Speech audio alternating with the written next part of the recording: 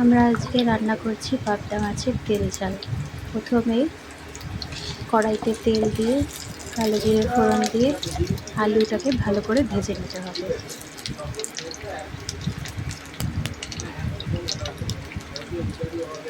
আলুটা ভালো করে উল্টে পাল্টে ভেজে নিতে হবে।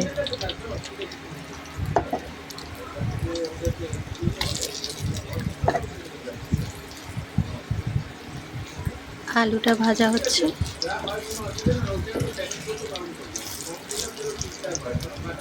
আলু ভালো করে ভাজা হয়ে গেলে কড়াইতে কাঁচা লঙ্কা ছিঁড়ে দিয়ে দিতে হবে।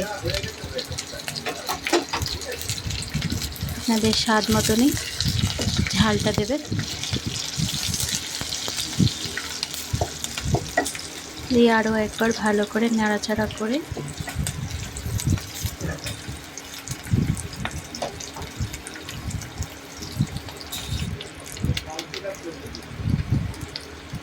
জিরে গুঁড়ো অল্প করে জিরে গুঁড়ো ছড়িয়ে দিতে হবে। দিয়ে আবারও একটু নেড়ে ছেড়ে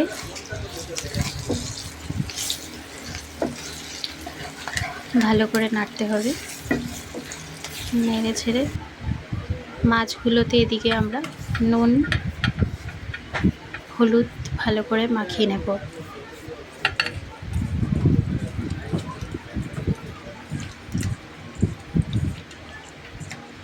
নুন হলুদ মাখানো এদিকে হয়ে গেলে কড়াইতে জল দিতে হবে যাতে মশলাটা না পুড়ে যায়। মাছটা নুন হলুদ মাখানো হয়ে গেছে।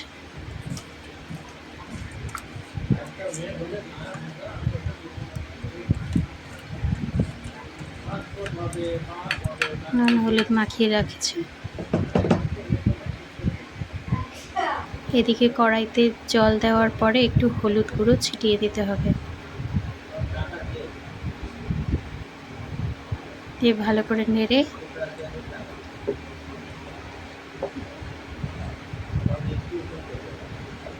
মশলাটা ভালো করে মিশিয়ে নিতে হবে। এরপর কড়াইতে আমরা ঢাকনাটা দিয়ে দেবো, কিছুক্ষণ ফুটতে দেবো। ঝোলটা ফুটে উঠলে একে একে মাছগুলো ছেড়ে দেবো আমরা।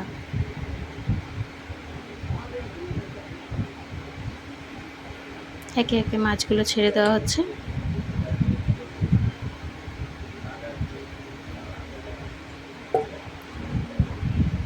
সব মাছগুলো দেওয়া হলে আরও একবার ঢাকনাটা দিয়ে আমরা খানিকক্ষণ ঝোলটা ফুটতে দেবো।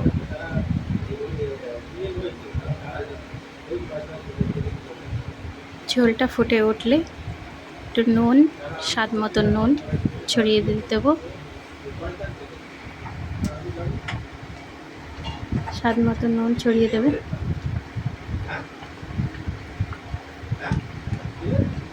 আমাদের সিম্পল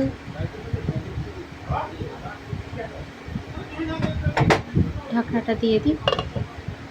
আমাদের সিম্পল পাবদার ঝোল অলমোস্ট রেডি। আপনারা এরকমভাবে বাড়িতে বানিয়ে খেয়ে দেখতে পারেন।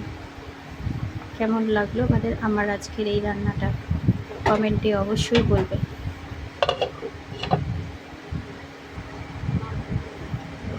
ঝোল একটু গা মাখা হয়ে গেলে নামিয়ে নেবেন। দেখুন ঝোলটা ফুটে কমে আসছে একদম। আমি আঁচটা নিভিয়ে দিলাম। শরীরের জন্য এটা খুবই উপকারী, আপনারা ট্রাই করুন।